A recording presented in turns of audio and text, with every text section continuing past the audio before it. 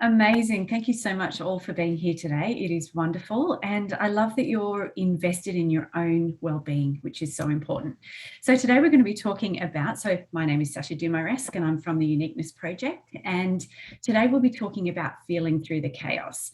Now, we all know what chaos we're in, so we're not going to be focusing in on the chaos. I think we all possibly are doing that a little bit too much at the moment. So it's really about how can we get ourselves through the chaos by exploring our internal worlds of feelings and emotions. Because we are humans, we are designed to have the full emotional spectrum. Yet so often during our childhoods, certain emotions were shut down, even society will say, you can have these three or four emotions, but you can't really have them in the full spectrum because it makes everyone else feel uncomfortable. Now that's a misnomer. We are humans. We are here to experience the full emotional spectrum so that then we can have an enriched emotional life. And today we'll be discussing a little bit about what are feelings and emotions. I'll be sharing some insights and some stories. And essentially, what I'd love to understand right now is who is experiencing some of your own emotions? I know I am. Hands up, yeah, beautiful. And who here is ready to dive into the world of emotions and feelings to gain a little bit more context? I'm getting a no. Love it. Nah, not doing it. You're here. I suspect that you are keen after all. So essentially, I want to start with a quote, and this is really it's the formula of what we'll be discussing today. And that Chris is here to find emotions. Beautiful. And the quote is by Brené Brown, and I'm sure if you've done noticed any of her work, it's all around vulnerability and that kind of thing. But essentially, she says that we cannot selectively numb our emotions. When we numb the painful emotions, we also numb the positive emotions. Now, how many of us out here do that? I know that there's lots of stories out there that are like, just think positive, just be happy, just be doing all of these things, which is really telling us to not experience all of the other emotions that we're designed to have. I'm about opening that up and allowing that full emotional spectrum to happen. The other thing that I want to sort of cover is that so often where people will say, oh, that's a bad emotion and that's a good emotion. Now, there is no bad or good emotions. They're all just very, very different in the way that they're expressed and how you feel them. So Brené's used, she's used the painful and the positive. I tend to use shadow and light. So shadow emotions are all those emotions that are, guilt, shame, abandonment, anger, all of those things. And then the light emotions are all of the positive feelings such as joy, happiness, fulfillment, contentment, etc. And what that does is it takes it out of good, bad, right, wrong. It just allows that, yes, sometimes those shadow emotions are heavier and they feel more intense than sometimes the lighter emotions are that are just joyful and fun and, so nice to have. So that's one of the most important things. And we're here to experience all of those emotions throughout our days, our weeks, our years, and our lifetimes.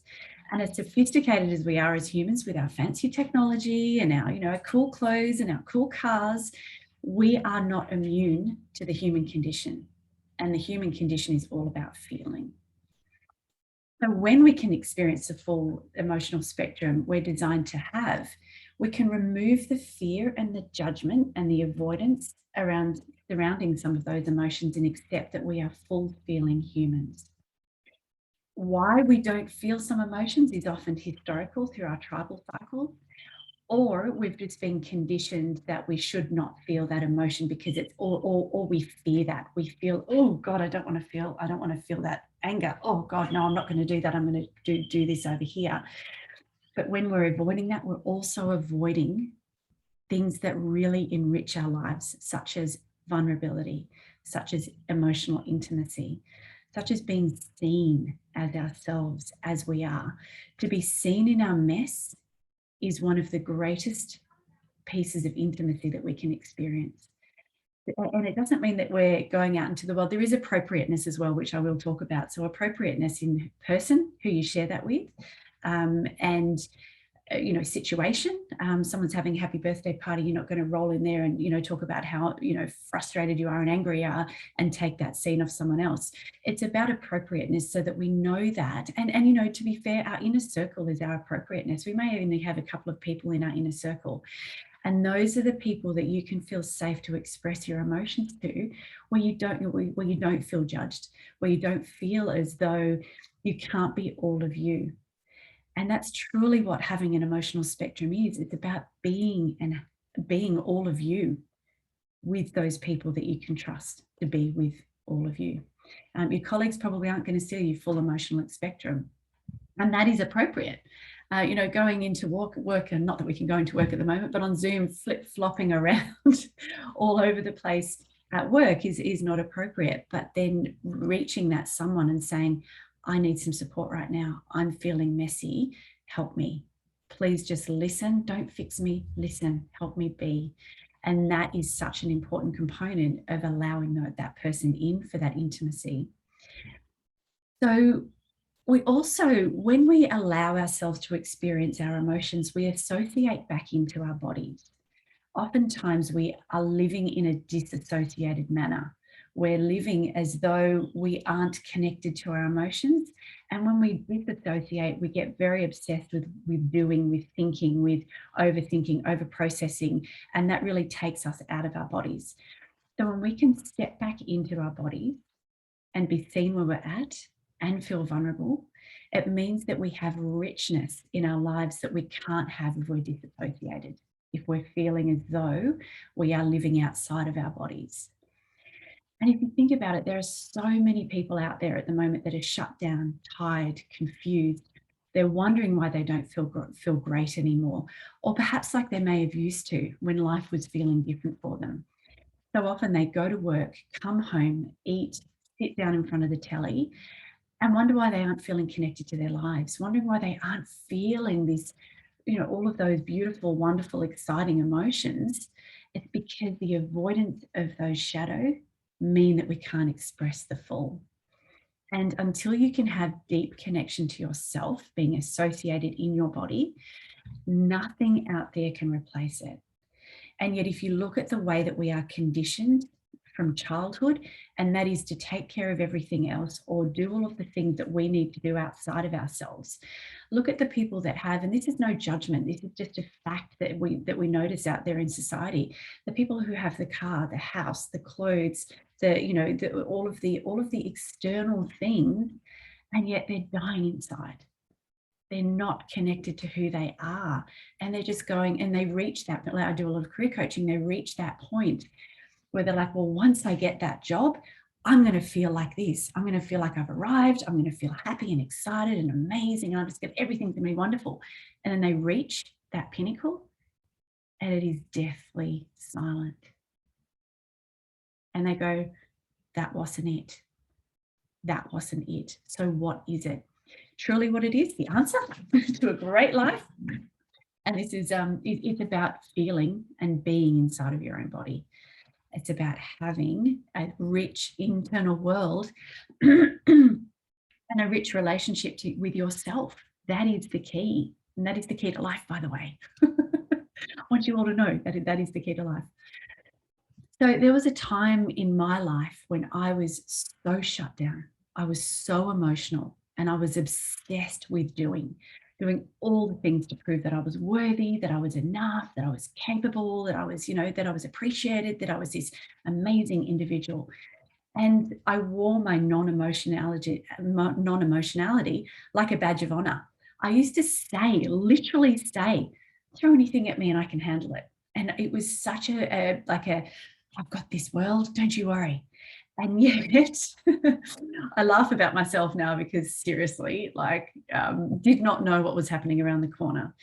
And I used to say that, throw anything at me to handle it, until I couldn't, until my world came crashing down when the baby inside of me was diagnosed with a chronic condition and we were told that she may not make it. Now, thank you, universe, for giving me that gift now, but bloody hell, it was awful at the time. I was forced to experience emotions that I had not felt in years. I didn't do sadness. I didn't do vulnerability. I didn't do any of those things that allow that richness to come in. So when I'm talking about this, I'm coming from a place of this is my experience, not only with my coaching background, but this is my own personal experience.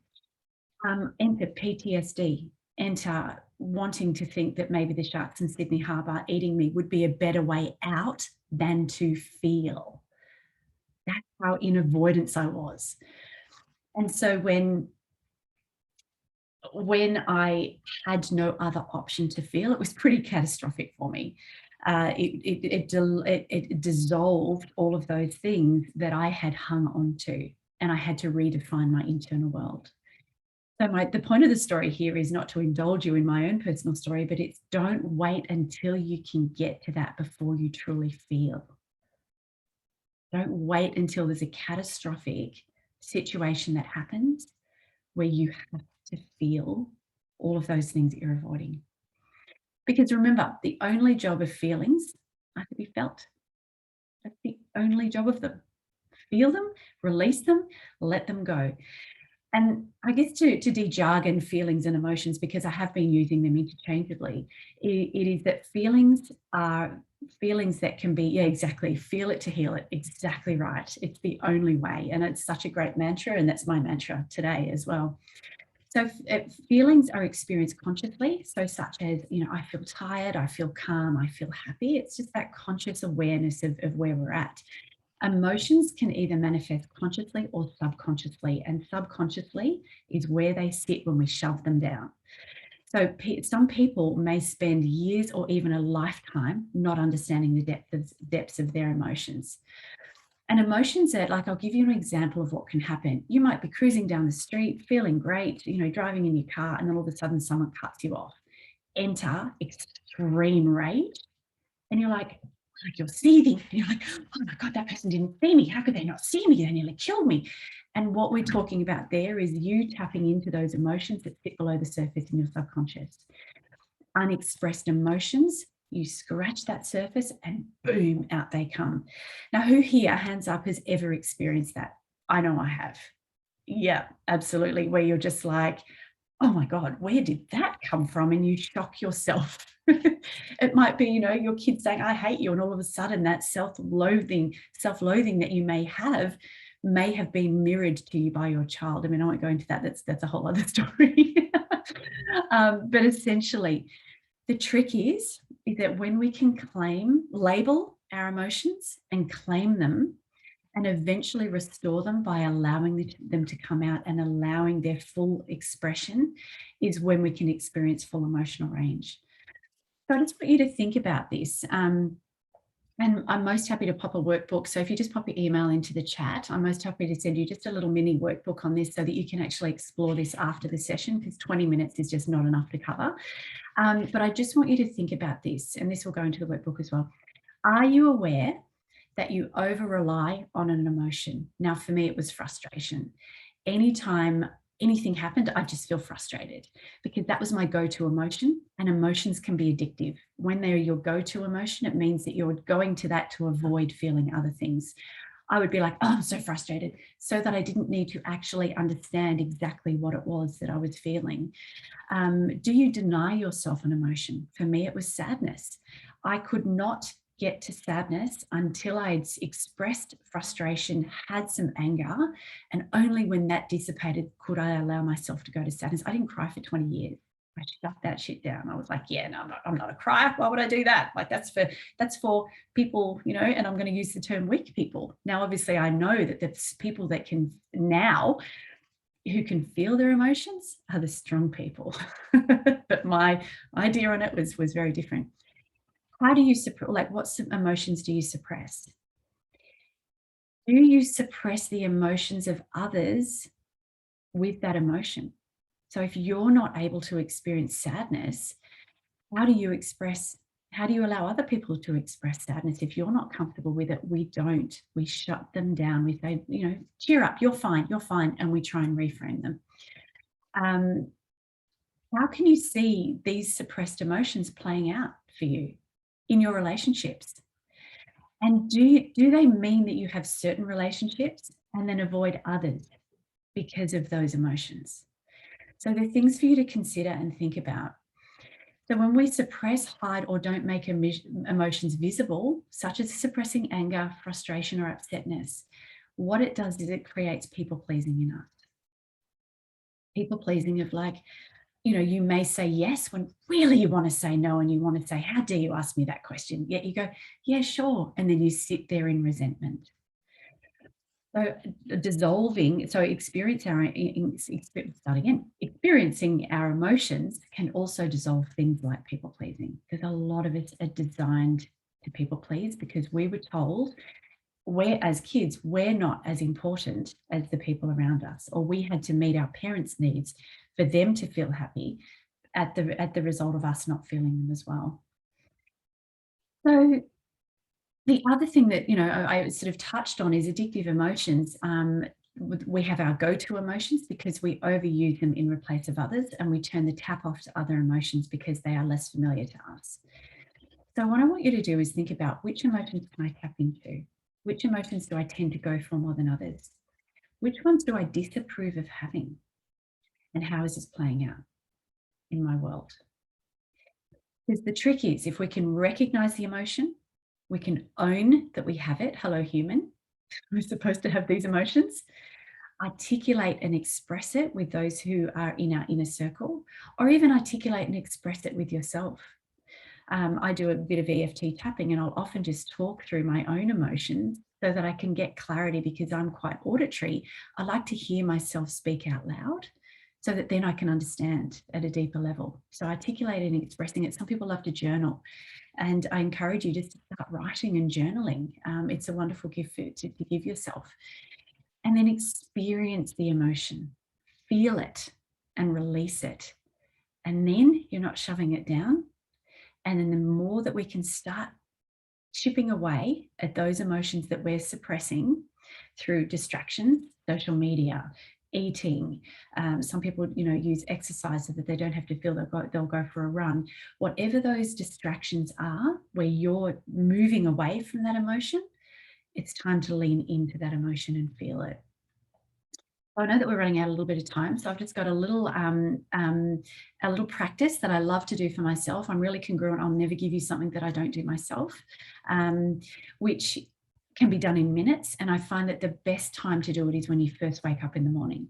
Your brain waves are at alpha, then they move quickly into theta. So you've got about 5 minutes of alpha when you first wake up, and that is a beautiful time to manifest, to feel, to do anything, because typically what we do is we wake up and the first thing we do is shove our phone in the face. That is not productive, and that will put you in a reactive state. This will be, and I'll put this into the workbook, this will be a beautiful way for you to start just tapping into what those feelings are. So I'll just run you through it. And also what this does, as I mentioned, being associated in your body, it actually allows you to release any trapped or unexpressed emotions, which means that you're giving space to yourself and you're feeling in your body. You're not overthinking over here. So when you wake up in the morning, even before you open your eyes, scan your body for any lingering emotions that you may have about something coming up for you that day. If you find that you're like, I'm feeling pretty good about the day, go back to yesterday and think about an event that has just been playing out in your mind, and start to connect into that. So, and it may be that something happened and you had a conversation that's left you with a little bit of a hangover or a shadow of what didn't feel good. And so I want you to lean into that. And I want you to start to go, okay, what am I, and like have a little conversation with yourself. Yeah, that thing that happened with Bob, yeah, it kind of left me feeling a bit funny. What was that feeling? And just play out the scenario and tap into you. And what I'll do is I'll give you an emotional chart as well, so that you can get to a richness of emotional language as well. So feel into your bodies, feel into the emotion, and just figure out what that lingering emotion may be.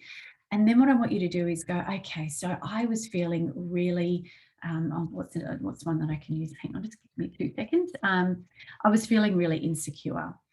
I was feeling, as though I wasn't important, whatever those words are for you. And what I want you to do, instead of avoiding, like we're trained to do and we do, is that we intensify it. We start to go, oh gosh, that's right, I felt so uncomfortable. Oh, yeah. And I want you to imagine that it's this little ball inside of you that starts to expand outwards. And so you're intensifying it. You're going, oh, so uncomfortable. Oh, I just feel like I just wasn't seen. I feel really unvalidated. And have those conversations with you so that you're feeling it. You're leaning into the sensation of the discomfort of it. It's like, oh God, it's making me feel a bit sick. Oh, okay, all right, okay, this is painful, but this is good. And just pep talk yourself through it. And I want you to feel it without judgment. So often we judge ourselves for feeling emotions and then boom, shove down happens. So I want you just to go, it's okay, it's perfectly normal. I'm a human, I'm supposed to be feeling these emotions. And then after you do that, and after you get that sense of intensifying, check in with how you're feeling. Oftentimes you're like, oh, wow, actually, that feeling's gone. Amazing. And then what you're essentially doing is this clearing out your day just by whatever you haven't been able to process, you're just processing it through. What I tend to find is I start to feel lighter and I'm like, oh, okay, all right, I'm feeling pretty good. I'm feeling, yeah, okay, that's amazing. When you start to do that, you will start to recognize that you can handle it. Because when we're shoving down our emotions and not feeling those shadows, we make it mean that I can't handle that, so I'm not going to do it. But you are insanely capable. You are entirely capable of feeling through your emotions and still being okay on the other side. So I want you to know that this is not going to put you in harm's way. This is you connecting in with you, maybe for the first time in a few years, and give that gift to yourself. So I hope that served you. I am open to any questions that you may have, and I hope that you truly can start to go on the journey in feeling yourself in a much deeper way, because you are worth it. This is important, and when you can have that richness internally, it will be reflected externally with your relationships, how you feel in your day, and how you get on with your life. And there is nothing more sacred than your life and you feeling great within it. Thank you.